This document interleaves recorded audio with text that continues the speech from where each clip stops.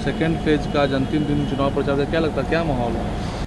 देखिए, पहले चरण के मतदान के बाद तो स्पष्ट हो गया कि जो 400 पार का फिल्म बीजेपी दिखा रही थी सुपर फ्लॉप हुआ, ये तेजस्वी यादव जी ने कहा। दूसरे चरण में तो फिर पूरी तरह से ये तय हो जाएगा कि इंडिया गठबंधन की सरकार बनेगी और बीजेपी सत्ता से बाहर होगी।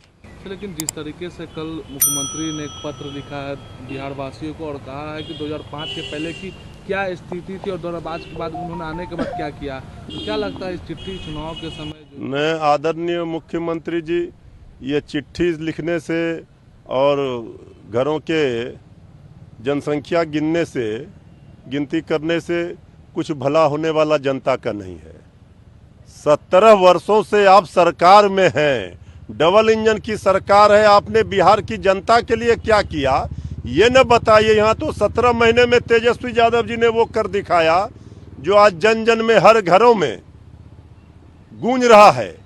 पहले कहते थे 2014 में हर हर मोदी, घर घर मोदी, अब घर घर लोग कह रहे हैं घर घर नौकरी, हर हर तेजस्वी। ये अब नारा चल रहा है।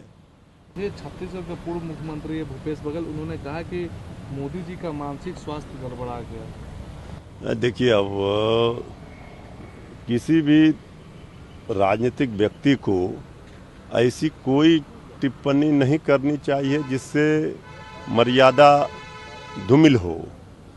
तो अब उन्होंने किस संदर्भ में कहा है, मानसिक स्थिति से बहुत तरह के अर्थ निकलते हैं।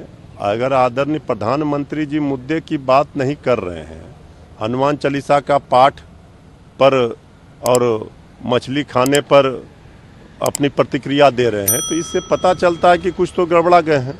छत्तीसगढ़ में भी प्रधानमंत्री ने अपने संबोधन में कहा कि कांग्रेस के लोग कहते हैं कि मोदी की सिर तोड़ देंगे, जब तक मेरे देश की माँ बहनें मेरे साथ है मोदी का कोई कुछ नहीं कर सकता, ये माता बहनी मेरी सुरक्षा की कवच है। नहीं, आदरणीय प्रधानमंत्री जी तो 10 वर्षों से देश की जनता ने उनको ताकत दिया, आशीर्वाद दिया, समर्थन दिया।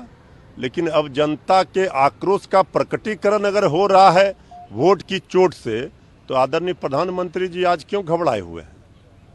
कल तक तो आपको ताकत दी थी, लेकिन आपने जनता के साथ जो धोखा दिया, जनता के साथ जुमलेबाजी किया, तो अब जनता भी अपनी ताकत दिखा रही है वोट की चोट से। तो इसलिए सहानुभूति लेने का प्रयास प्रधानमंत्री जी ना करें।